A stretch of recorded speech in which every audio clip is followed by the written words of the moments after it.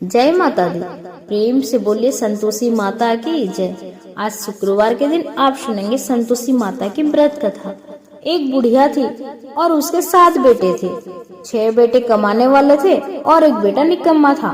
बुढ़िया माँ 6 बेटे को रसोई बनाती, भोजन कराती और पीछे से जो कुछ बचता वह 7वें बेटा को दे देती। परंतु वह बड़ा भोला भाला था, मन में कुछ विचार नहीं करता था। एक दिन वह अपनी बहू से बोला, देखो मेरी माता का मुझ पर कितना प्रेम है। वह बोली, क्यों नहीं, सबका जूठा बचा हुआ तुमको खिलाती है। वह बोला, ऐसा भी हो सकता है क्या? मैं जब तक आंखों से ना देखूं मान नहीं सकता। बहू ने हंसकर कहा, देख लोगे तब तो मानोगे। कुछ दिन बाद बड़ा त्योहार आया। घर में 7 प्रकार के भोजन और चूरमा के लड्डू बने। वह पता लगाने को सर के दर्द का बहाना कर पतला कपड़ा सिर पर ओढ़कर रसोई घर में सो गया और कपड़े में से सब दिख रहा था। 6 भाई भोजन करने आए। उसने देखा कि माँ ने उनके लिए सुंदर सुंदर आसन बिछाए, 7 प्रकार की रसोई परोसी। वह आग्रह करके जिमाती रही। वह देखता रहा। 6 भाई भोजन कर उठे तब माँ ने उनकी जूठी थालियों में से लड्डुओं के टुकड़े को उठाया और एक लड्डू बनाया। जूठा साफ करके बुढ़िया ने पुकारा, उठ बेटा, 6 भाई भोजन कर गए, अब तू ही बेटा बाकी है, उठ, और तू कब खाएगा? वह कहने लगा, माँ मुझे भोजन नहीं करना है, मैं परदेश जा रहा हूँ। माँ ने कहा, कल जाता तो आज ही चला जा। वह बोला, हाँ हाँ आज ही जा रहा हूँ। यह कहकर वह घर से निकल गया। चलते समय उसे बहू की याद आई। वह गौशाला में कंडे थाप रही थी। वह उसे जाकर बोला कि मेरे पास तो कुछ नहीं है, यह अंगूठी है, सो ले लो और अपने कुछ निशानी मुझे दे दो। वह बोली कि मेरे पास क्या है, यह गोबर भरा हाथ है। यह कहकर उसके पीठ में गोबर के हाथ की थाप मार दी और वह चल दिया। चलते चलते दूर देश में पहुंचा। वहाँ पर एक साहूकार की दुकान थी। वहाँ जाकर बोला, भाई मुझे नौकरी पर रख लो। साहूकार को नौकर की जरूरत थी, सो साहूकार उसे बोला, तू नौकरी पर रह जा। लड़के ने पूछा, तनख्वाह क्या रहेगी? साहूकार ने कहा, काम देखकर दाम मिलेंगे। साहूकार की नौकरी मिल गई। वह सवेरे 6 बजे से रात्रि 12 बजे तक नौकरी करने लगा। कुछ दिनों में दुकान का लेन देन, हिसाब किताब, ग्राहकों को माल बेचना, सारा काम करने लगा।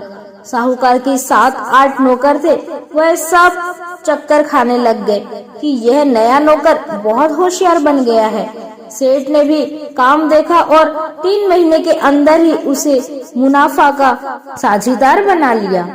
12 वर्ष में वह नामी सेठ बन गया और मालिक सारा कारोबार उस पर छोड़कर बाहर चला गया। अब बहू पर क्या बीती वह सुनो।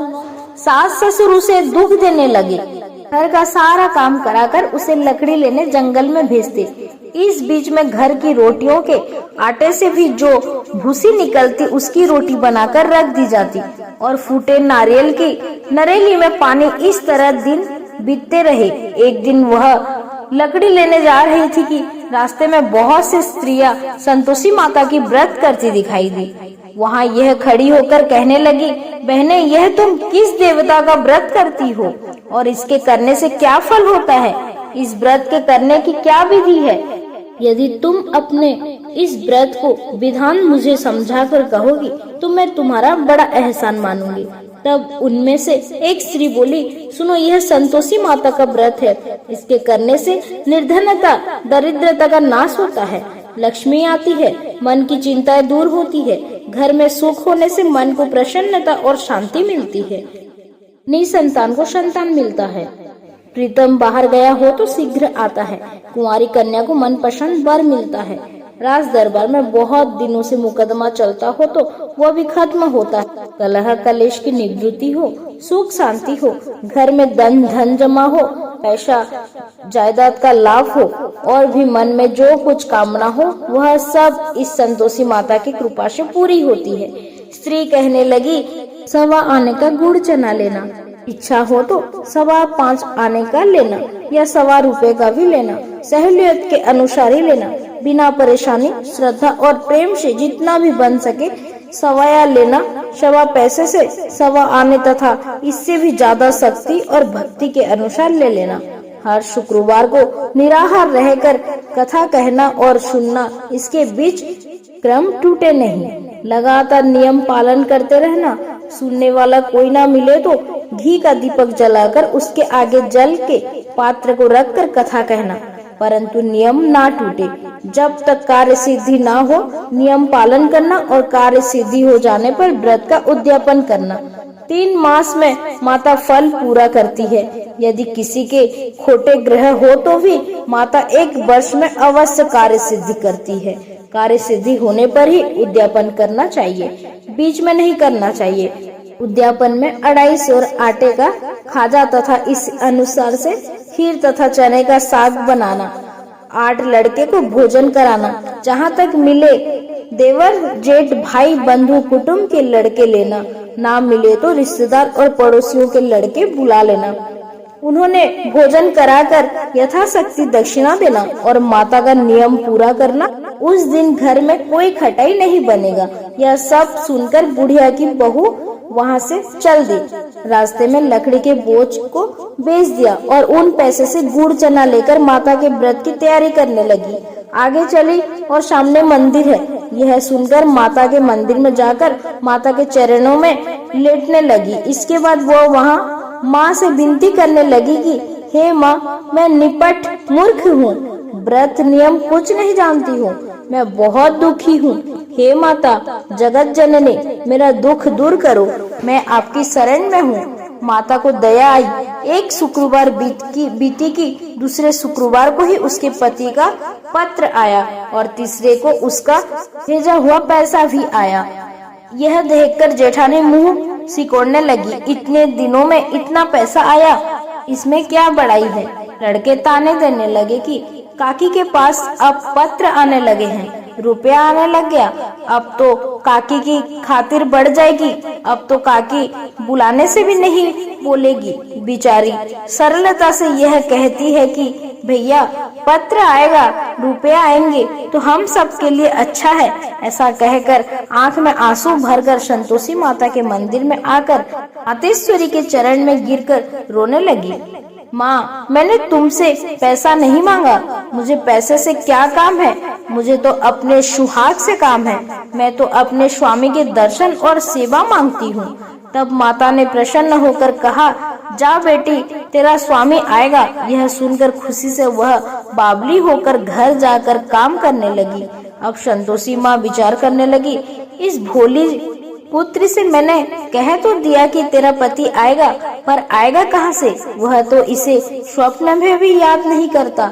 इस याद दिलाने तो मुझे ही जाना पड़ेगा। इस तरह माता उस बुढ़िया के बेटे के पास जाकर स्वप्न में प्रकट होकर कहने लगी, साहूकार का बेटा सोता है या जागता है? वह कहता है, माता सोता भी नहीं हूँ, जागता भी नहीं हूँ, बीच में ही हूँ, कहो क्या आज्ञा है? माँ कहने लगी, तेरा घर बार है या नहीं? वह बोला, मेरा सब कुछ है। माता, माँ, बाप, भाई, बहन, बहू, क्या कमी है? माँ बोली, पुत्र तेरी घरवाली कष्ट उठा रही है, माँ बाप उसे दुख दे रहे हैं, वह तेरे लिए तरस रही है, तू उसकी सुध ले। वह बोला, हाँ माता, यह तो मुझे मालूम है, परंतु जाऊं कैसे? परदेश की बात है, लेन देन का कोई हिसाब नहीं, कोई जाने का रास्ता नहीं नजर आता, कैसे चला जाऊं? माँ कहने लगी, मेरी बात मान, सवेरे नहा धोकर संतोषी माता का नाम लेकर घी का दीपक जलाकर दंडवत कर दुकान पर जा बैठना। देखते देखते तेरा लेन देन चुक जाएगा, जमा माल बिक जाएगा, सांझ होते होते धन का ढेर लग जाएगा। अब तो वह सवेरे बहुत ही जल्दी उठकर मित्र बंधुओं से अपने स्वप्न की बात कहा। वह सब उसकी बात अनसुनी करके खिल्ली उड़ाने लगे। कहीं सपने में भी सच होता है? एक बुढ़िया बोला, देख भाई, मेरी बात मान, इस तरह सच झूठ कहने के बदले देवता ने जैसा कहा है वैसा ही करना, तेरा क्या जाता है? बुढ़िया की बात मानकर वह नहा धोकर संतोषी माता को दंडवत कर घी का दीपक जलाकर दुकान पर जा बैठा है। थोड़ी देर में ही वह क्या देखा कि देने वाले रुपया लाए, लेने वाले हिसाब लाए। कोठे में भरे सामानों को खरीदार नगद में सौदा करने लगे। शाम तक धन का ढेर लग गया। मन में माता का नाम लेकर प्रसन्न होकर घर जाने के वास्ते गहना, कपड़ा, सामान खरीदने लगा। यहाँ के काम से निपट कर घर को रवाना हुआ। उधर बहू बिचारी जंगल में लकड़ी लेने जाती है। लौटते वक्त माता जी के मंदिर पर विश्राम करती है। वह तो उसका रोज रुकने का स्थान ही था।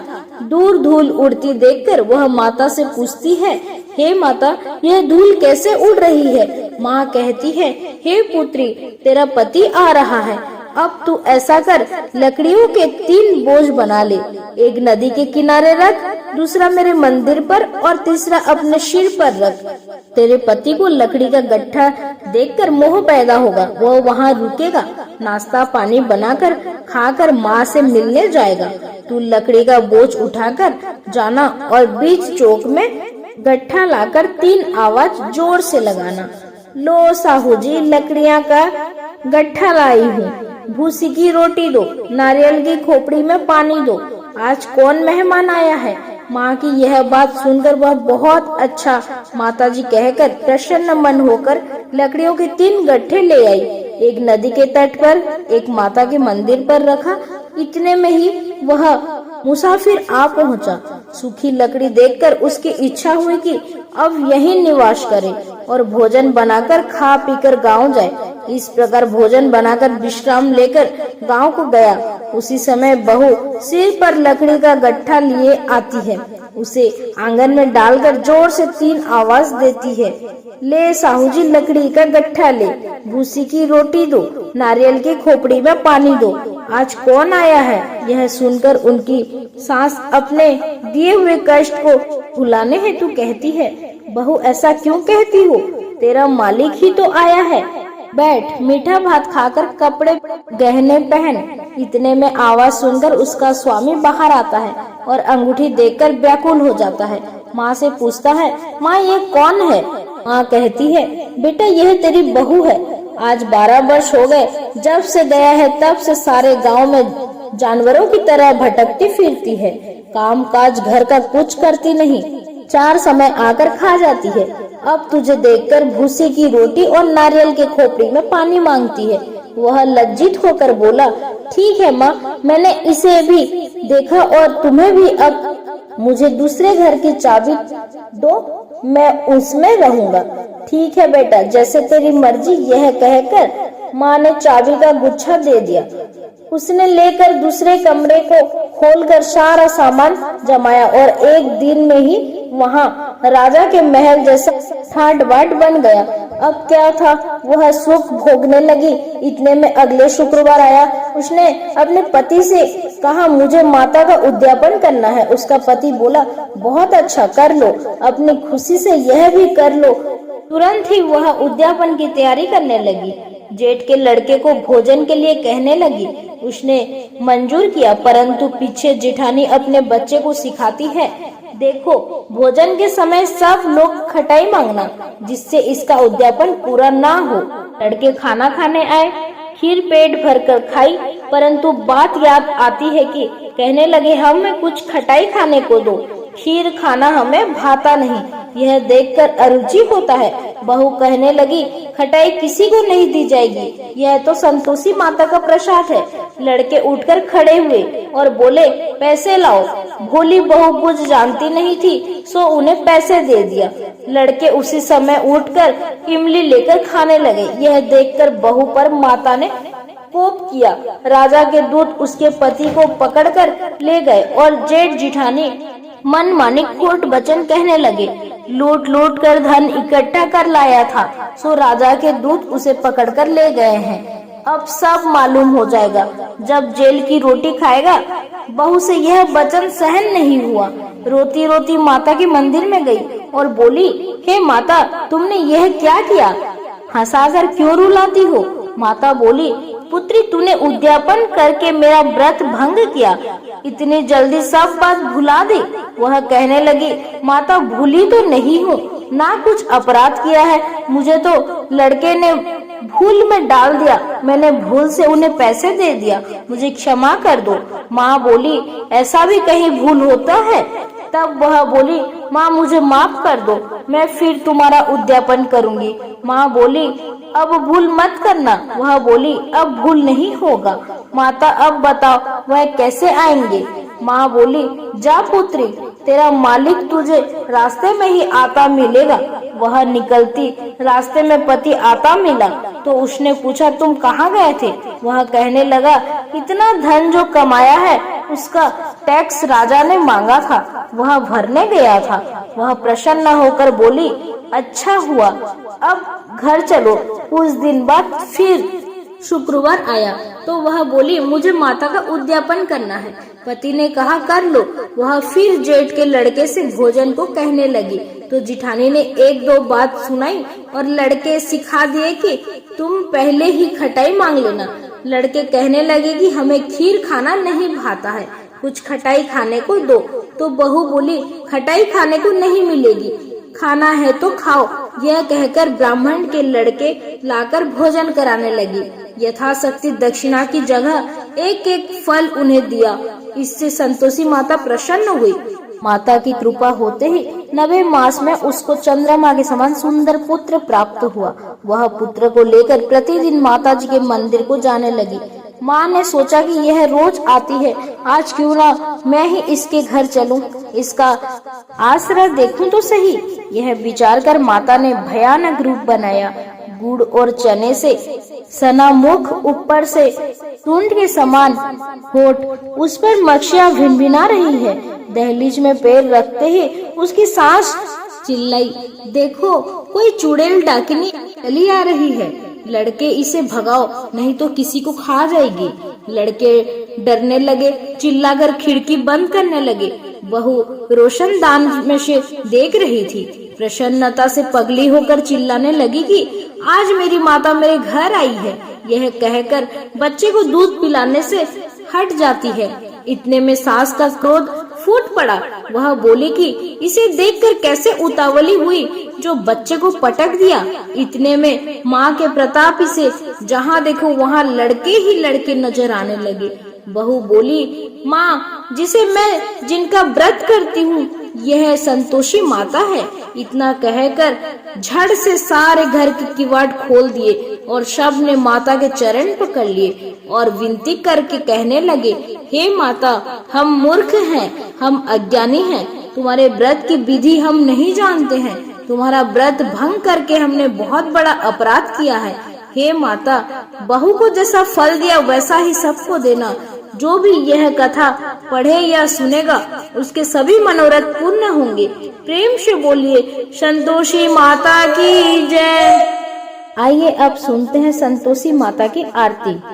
जय संतोषी माता मैया, जय संतोषी माता, अपने सेवक जन की सुख संपत्ति दाता।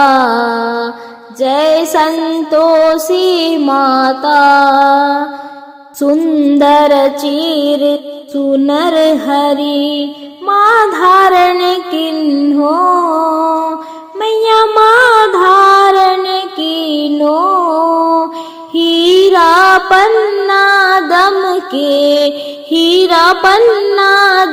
के तन श्रृंगार लिन्हो। जय माँ संतोषी माता, गेरु लाल छट छवि, बदन कमल सोहे, मैया बदन कमल सोहे, मंद हंसित करुणामयी, त्रिभुवन जन मोहे। ओम जय संतोषी माता, स्वर्ण सिंहासन बैठी, चंबर दूर प्यारे, मैया चंबर दूर प्यारे, धूप दीप मधुमेवा, धूप दीप दीप मधुमेह बा भोग धरे न्यारे। जय संतोषी मैया गूढ़ अरुचना परम प्रिय तामे संतोष कियो। संतोषी कहलाई भक्तन वैभव दियो। जय संतोषी मैया शुक्रवार प्रिय मनता आज दिवस सोही। मैया आज दिवस सोही भक्त मंडली छाई कथा सुनते मोही। ओम जय संतोषी मैया मंदिर जगमग ज्योति मंगल ध्वनि छाई।